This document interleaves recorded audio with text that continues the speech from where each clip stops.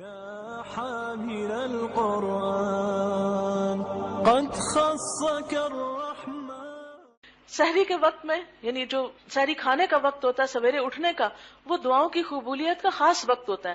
عام دنوں میں تو ہم میں سے بہت کم لوگ تہجد پڑھ سکتے ہیں، لیکن رمضان میں جب ہم اٹھتے ہی ہیں تو کیوں نہ چلتے پھرتے دعائیں مانگے. دعا دونوں طریقے سے مانگی جا سکتی، فارملی بھی اور انفارملی بھی.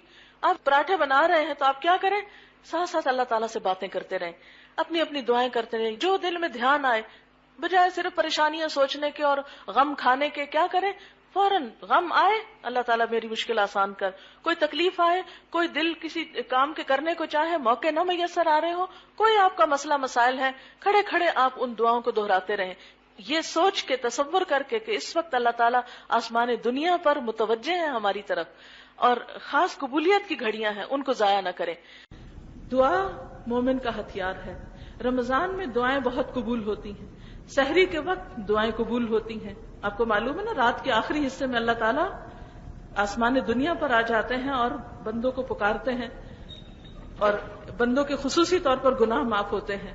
اور مومن بندوں کی صفت کیا بتائی گئی ہے، وَبِالْأَسْحَارِ هُمْ يَسْتَغْفِرُونَ، سحری کے وقت وہ استغفار کرتے ہیں. تو آپ سحری بنا رہے ہوں یا چلتے پھرتے ٹیبل لگا رہے ہوں، کچھ بھی، ساتھ ساتھ استغفر اللہ ربی من کل ذنب واتوب الیہ دہراتے جائیں، کیونکہ استغفار جو ہے وہ ہر مشکل سے نکلنے کا طریقہ ہے.